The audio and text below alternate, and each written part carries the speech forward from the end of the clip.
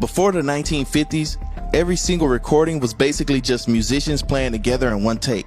No fixing mistakes, no adding parts later, just pure live performance captured on disc. This limitation created a massive problem for recording artists. One mistake from any musician meant the entire band had to start over, and the complex arrangements nearly impossible to capture accurately. The game changed completely when Les Paul, the guitar guy, started experimenting with something revolutionary, recording multiple performances on separate tracks and combining them later. Les Paul would record himself playing guitar, then play that recording back while recording himself playing another guitar part on top. This technique, which we now call overdubbing, was mind-blowing at the time. What made this possible was magnetic tape recording, which allowed engineers to record, erase, and re-record without destroying the medium, something impossible with earlier disc recordings. By the late 1950s, companies like Ampex had created the first commercial multi-track recorders, allowing studios to record up to 4 separate tracks that could be mixed together later.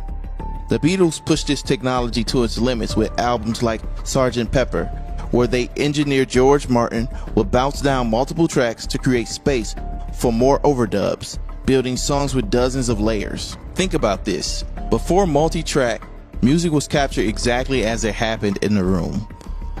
What you heard was literally what the musicians played at that exact moment. But after multi-track, everything changed.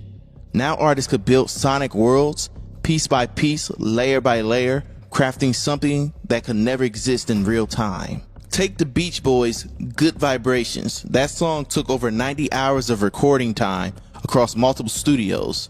Brian Wilson would record different sections separately, experimenting with unusual instruments like theremin and electro-theremin, and then piece everything together like a musical puzzle.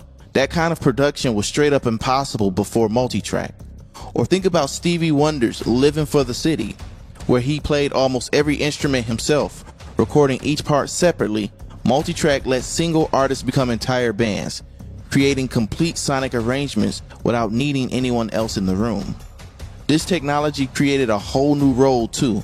The producer, as a creative force, suddenly the person behind the board wasn't just capturing performance, but helping shape and build them.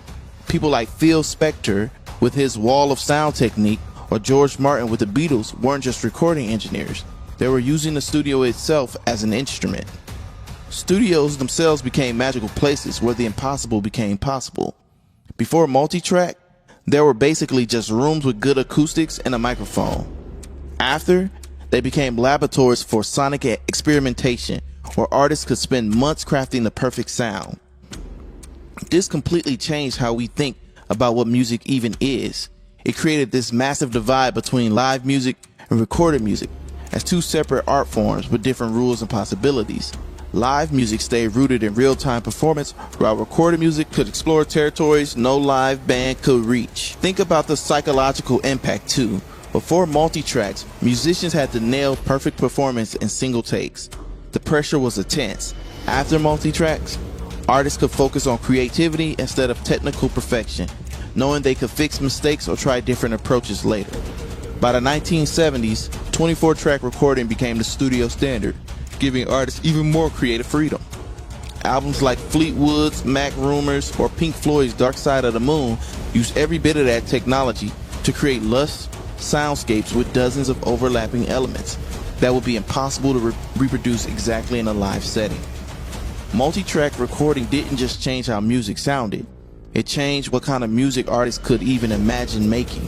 It opened the doors to new sonic possibilities that shaped entire genres, from rock to disco to eventually hip-hop and electronic music. When